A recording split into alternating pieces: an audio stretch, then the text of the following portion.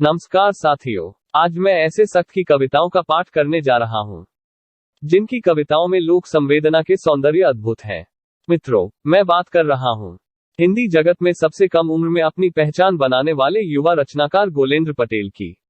इनको गोलेंद्र ज्ञान, युवा किसान कवि, हिंदी कविता का गोल्डन बॉय, काशी में हिंदी का हीरा, वेदना के वैभव, आंसू के आशु कवि, आर्द्रता की आंच के कवि, अग्निधर्मा कवि, ऋषि कवि, निराशा में निराकरण के कवि, दूसरे धूमिल काव्यानुप्रसादिराज, कोरोजयी कवि एवं दिव्यांग सेवी आदि उपनामों एवं उपाधियों से जाना जाता है। इनका जन्म 5 अगस्त 1999 को उत्तर प्रदेश के चंदौली के खजूर गांव में हुआ था। इनकी माता का नाम उत्तम देवी है और इनके पिता का नाम नंदलाल है। इनके पिता मजदूर हैं। गोलेंद्र पटेल असाधारण प्रतिभाशाली कवि हैं, समय के सजग सर्जक हैं।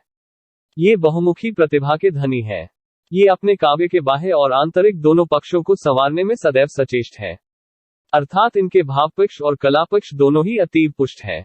भाव और कला, अनुभूति और अभिव्यक्ति, वस्तु और शिल्प सभी क्षेत्रों में गोलेंद्र जी ने युगांतरकारी परिवर्तन व प्रयोग किए हैं। ये युगदृष्टा व युगस्रष्टा दोनों ही हैं। इनके काव्य में एक ऐसा नैसर्गिक आकर्षण एवं चमत्कार है कि सहृदय पाठकगण उसमें रसमग्न होकर नई राह पर आगे बढ़ते हैं। इनकी कविता मन, मस्तिष्क और हृदय को झकझोर देती है। ये काव्य लेखन को नवीन दिशा और दृष्टि प्रदान करने का भागीरथ प्रयास कर रहे हैं। अपने कवि व्यक्तित्व, साहित्यिक सहजता एवं कृतित्व के आधार पर गंभीर आलोचना, विचार प्रधान निबंधों और उत्कृष्ट कहानियों की रचना कर गोलेंद्र जी ने निश्चय ही हिंदी साहित्य में गौरवपूर्ण स्थान पा लिया है।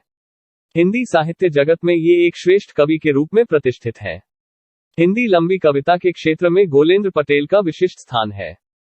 इनकी लंबी कविता तुम्हारी संतानें सुखी रहें सदैव अब तक की हिंदी की सबसे लंबी कविता है। यह कविता 3 खंडों में विभाजित है, लेकिन अंतर्दृष्टि अर्थात आलोचकीय आंखों से पढ़ने पर अविभाजित है। यह कविता 2020 में लिखी गई थी। गोलेंद्र पटेल काशी हिंदू विश्वविद्यालय के हिंदी विभाग से शिक्षा ग्रहण कर रहे हैं। इस कविता के बारे में ये अक्सर कहते हैं कि तुम्हारी संतानें सुखी रहें सदैव एक लंबी कविता है। सभ्यता और संस्कृति इसकी देह और आत्मा है, मित्रता और मोहब्बत इसकी बुद्धि और प्रज्ञा है और अनुभव और अभ्यास इसकी परम अभिव्यक्ति की प्रज्ञात्मा है। इनके काव्य व्यंग्यों में समाज एवं व्यक्ति की कमजोरियों पर तीखा प्रहार मिलता है। इनके काव्य हिंदी साहित्य की अमूल्य निधि है। निस्संदेह गोलेंद्र जी हिंदी काव्य गगन के अप्रतिम तेजोमय मार्तंड हैं।